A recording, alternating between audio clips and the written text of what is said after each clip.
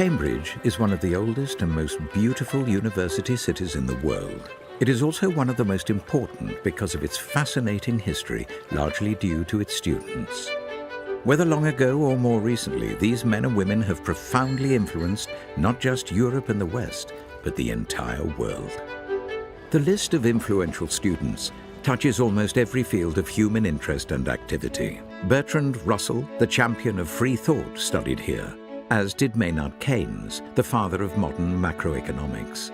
Before them were the celebrated poet Alfred Lord Tennyson and biologist Charles Darwin, whose competing views of the world together defined the Victorian age. Earlier still, Cambridge was home to the greatest English scientist of all time, Isaac Newton.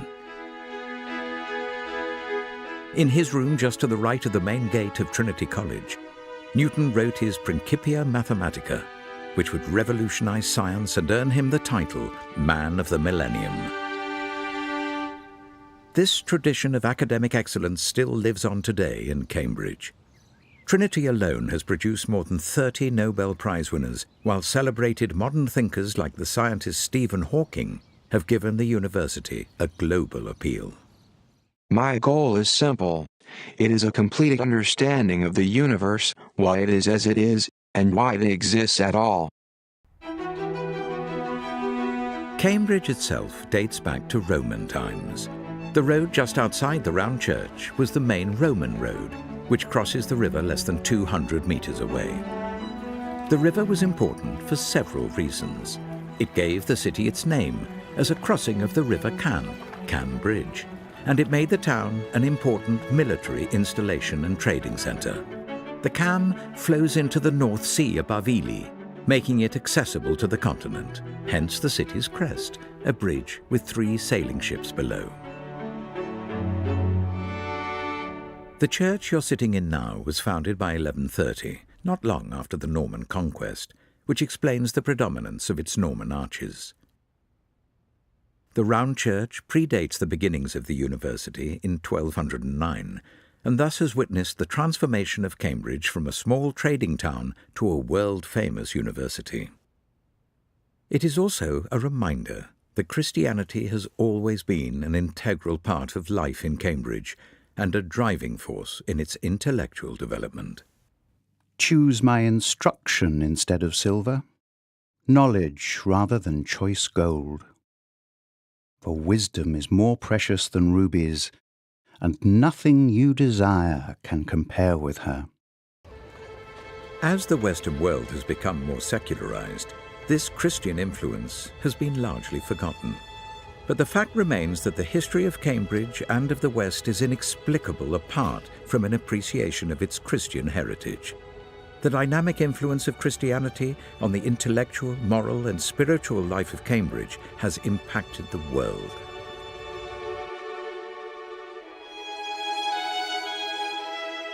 For centuries during the Middle Ages, Christian monasteries were the main centers of learning throughout Europe. Over time, monastic learning included not only the Bible and early church fathers, but the Greek and Roman writers of the classical world as well. Almost all the great philosophers of this period were monks, such as the famed Thomas Aquinas. To one who has faith, no explanation is necessary.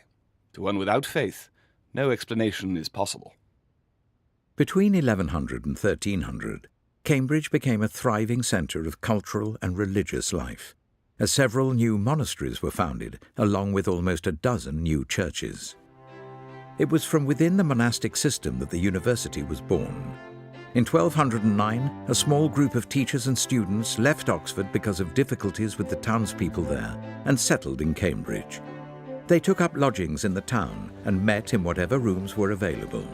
But as most of the students were only teenagers, this wasn't a good situation. Concerned for their welfare, Hugh de Balsham, the Bishop of Ely Cathedral, arranged accommodation for them at the Augustinian monastery called the Hospital of St. John's, later the site for St. John's College. The foundation stones of the monastery chapel are still visible today, and this later served as the chapel for St. John's for about 350 years. The monks, however, were unhappy with this arrangement, and in 1284 the bishop made available 2 houses next to a church called St. Peter's outside Trumpington Gate. This proved to be the start of the college system, with Peterhouse the first college and St. Peter's Church its chapel. The model was clear: a Christian community for learning, separate from the monastery, yet continuing many of the monastic patterns. Daily prayer, for example, was an integral part of college life, and students and teachers at Peterhouse wore clerical robes, the predecessors of today's academic gowns. Echoes of monastic life can also be seen in college architecture. For example, college courts were modelled on monastic cloisters, and college chapels were constructed with pews facing each other because that was how the monks worshipped. Within 75 years of the founding of Peterhouse in 1284, 6 other colleges had been founded. Step by step, college by college, the university grew. Many of the benefactors who founded colleges had a commitment to education and intellectual inquiry that was a direct result of their Christian faith. Most notable for this is Lady Margaret Beaufort, the mother of Henry VII. First in prayer every day at her uprising, not long after 5 of the clock, she daily heard 4 or 5 masses upon her knees unto the hour of dinner. No marvel, though all this long time her kneeling was to her painful. She is the only person to have founded 2 colleges, Christ's and St. John's. A statue by the door of St. John's Chapel portrays the devout Lady Margaret as stamping out ignorance. One cannot help sensing an irony in the fact that Lady Margaret made one of the greatest contributions to a university that did not get round to conferring degrees to women until 1948.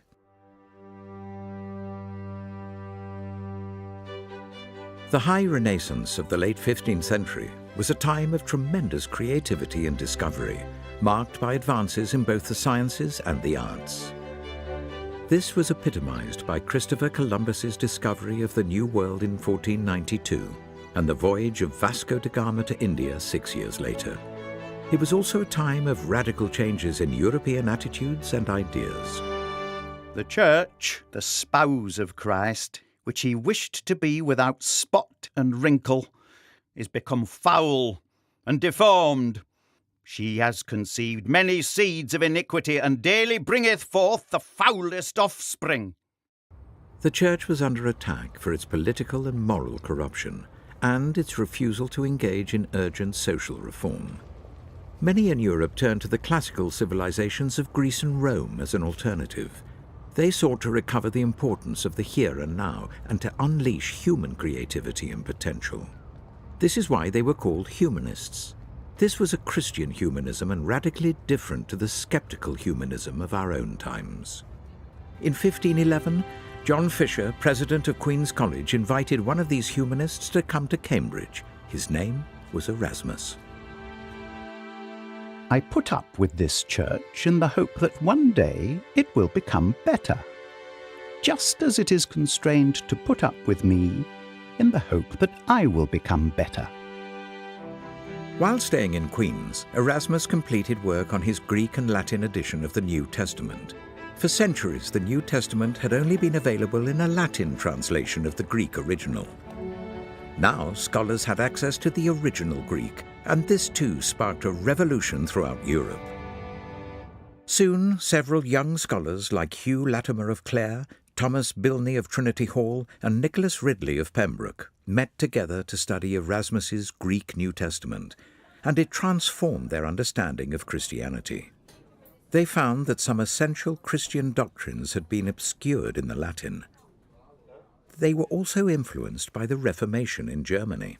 Martin Luther's study of the Greek New Testament forced him to challenge openly many Catholic practices of his day, like the sale of indulgences, which were certificates of divine forgiveness that could be purchased. He found that the Bible clearly taught that a right relationship with God could neither be earned nor bought, but was instead a free gift from God to be accepted humbly by faith in Jesus Christ. We believe that the very beginning and end of salvation and the sum of Christianity consists of faith in Christ, who by his blood alone, and not by any works of ours, has put away sin and destroyed the power of death. It was in St Edward's Church that these young Cambridge scholars began to advocate the new Protestant teachings, and the pulpit they preach from is still in use today. But in 1521, Luther's works were denounced and publicly burned outside Great St Mary's Church. So the young reformers met to read Luther's works in secret at a pub called the White Horse Inn, situated between King's and St Catherine's and nicknamed Little Germany. Erasmus's Greek text also became the basis for translations of the New Testament into German by Luther and into English by William Tyndale. Now, everyone could hear and read the Bible in their own language as opposed to Latin. There is then no damnation to them which are in Christ Jesus, which walk not after the flesh, but after the Spirit. For the law of the Spirit, it bringeth life through Jesus Christ. Because of the huge influence of his New Testament, Erasmus is sometimes said to have laid the egg that Luther and the other reformers hatched. At the same time, a huge crisis was brewing in the political arena. The king, Henry VIII, lacked an heir. He had a daughter with his first wife, but wanted a son to succeed him. He questioned the validity of his marriage and sought a divorce. The Pope refused, so Henry separated from Rome in 1536 and created a church in England which remained Catholic but under his own authority. Henry dissolved the monasteries, and all of their lands and wealth were turned over to the crown. In Cambridge, much of this monastic land was used to found new colleges, like Sidney Sussex and Emmanuel.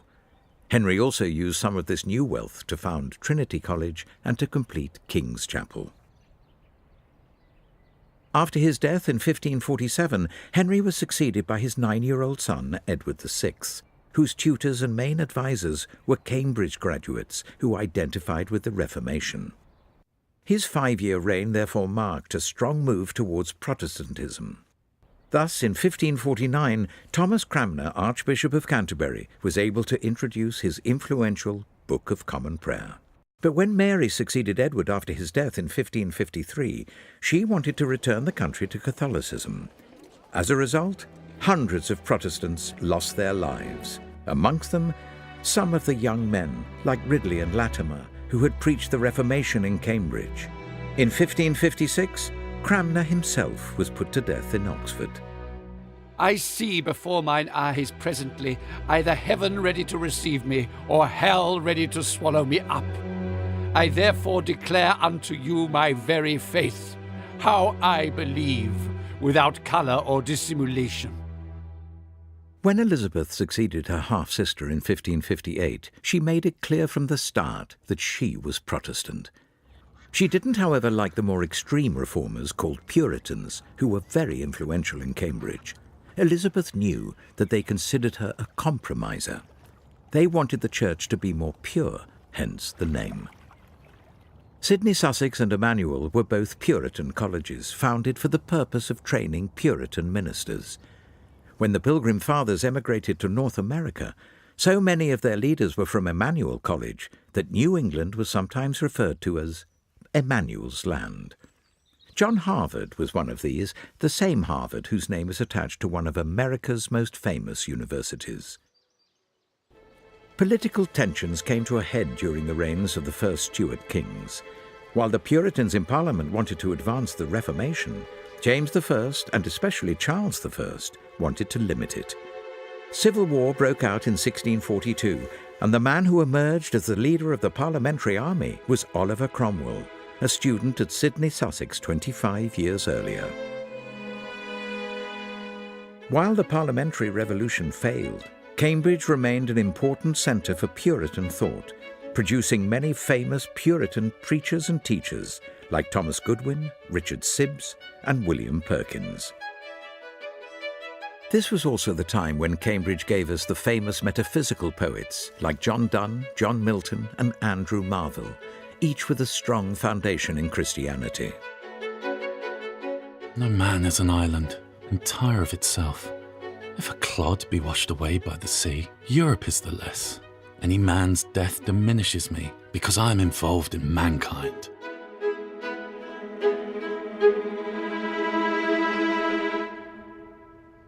Christianity also played an important role in the development of modern science. Many pioneers of this new discipline were Cambridge men like Francis Bacon of Trinity, William Gilbert of St. John's, William Harvey of Caius, and of course Isaac Newton of Trinity. All of them stretched the importance of testing hypotheses through careful observation and experimentation. Each shared the conviction that science was possible only because the universe had been made by God and therefore was reasonable and understandable. Newton could summarize their attitude perfectly. God's works are all done with the greatest simplicity. He is the God of order and not of confusion. Equally, these men saw no conflict between Christianity and science. Bacon, for example, was adamant. No man can search too far, or be too well studied in the book of God's word, or in the book of God's works, divinity or philosophy. This integration of faith and science has a long heritage in Cambridge, demonstrated by the inscription over the door of the famous Cavendish Laboratory. It is a Latin quotation from the Bible, Psalm 111, verse 2. "Great are the works of the Lord, studied by all who delight in them." In addition, many famous scientists who worked in the old Cavendish were devout Christians. Among the most notable was the first director of the laboratory, James Clerk Maxwell, who, as the discoverer of electromagnetism, is ranked with Newton and Einstein as one of the greatest scientists of all time. The opinion seems to have got abroad that in a few years all the great physical constants will have been approximated, and that the only occupation which will then be left to men of science will be to carry on these measurements to another place of decimals. But we have no right to think this of the unsearchable riches of creation. Some of his Christian successors were J.J. Thomson of Trinity, who discovered the electron, John Fleming of St. John's, who devised the first thermionic valve, and W.H. Bragg of Trinity, who pioneered the use of X-rays in crystallography. Both Newton and later William Paley of Christ's College resisted those who sought to explain the universe in purely mechanistic terms as nothing but a great machine. In the end, their opponents prevailed, and God was moved aside in a framework of belief called deism. It was Charles Darwin of Christ's College who made the full application of a materialistic explanation to the question of man's origins. After an expedition to South America, he developed his theory about the origin of the species through a process of natural selection, what we call today the theory of evolution. There seems to be no more design in the variability of organic beings than in the course which the wind blows. Everything in nature is the result of fixed laws. This new understanding of the human person, as yet another machine to be studied by science, was disturbing to many. They realized that it robbed people of their dignity and meaning. Amongst them were the romantic poets like Wordsworth, Byron, Coleridge, and later Tennyson, all Cambridge graduates who emphasized human feelings and the appreciation of beauty. Little flower, but if I could understand what you are, root and all in all, I should know what God and man is. These poets wanted to preserve those aspects of human experience that cannot be measured in a laboratory. Their reaction, although understandable, led to a deeply divided view of reality, with scientific fact on one side and significance and meaning on the other. As the scientific revolution led on to the industrial revolution of the 19th century, dramatic social change was inevitable. Not all of this was positive for the human condition, but once again, Christianity proved to be a strong voice for reform. After his conversion to Christianity in 1785, William Wilberforce, a graduate of St. John's College and a Member of Parliament, committed his life to the abolition of the African slave trade. All the circumstances of this trade are now laid open to us. We can no longer plead ignorance. We cannot evade it. We may kick it out of our way, but we cannot turn aside so as to avoid seeing it, for it is brought now so directly before our eyes that this House must justify their decision to all the world. Wilberforce and his fellow St. John's graduate Thomas Clarkson worked tirelessly for more than 40 years promoting this cause in the political arena. Only days before his death in 1833, Wilberforce learned that his lifelong campaign had been successful. The British government officially emancipated all slaves throughout the empire. In honour of this and numerous other social reforms, he was buried in Westminster Abbey. Through the 20th century right up to the present, Christians have continued to occupy significant academic posts in a number of different fields. Perhaps the most famous is C.S. Lewis, who spent the last years of his academic life at Magdalen College. Through his published works of fiction and non-fiction, Lewis continues to be an important advocate throughout the world for the credibility of Christian belief. I believe in Christianity as I believe that the sun has risen, not only because I see it, but because by it I see everything else.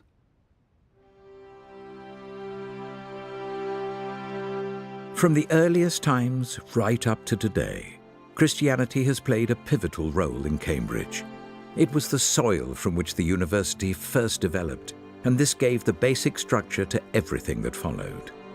This is not to suggest that Christianity is the only influence in the university's history, nor that there is some golden age in the past to turn back to. But Christianity did provide a coherent and meaningful worldview that gave rise to the greatness of this centre of learning. Today, the university is best known for its cutting-edge research in the field of science. While thoughtful Christians have always affirmed the scientific process, they have also maintained that it does not provide the complete picture. If science takes things apart to see how they work, what is going to put it all back together again to see what it means? How are we to be making sense of the parts of reality that science cannot access? Looking at the history of the university is a reminder that Christianity has a strong intellectual and spiritual framework to give answers to the biggest questions life throws at us.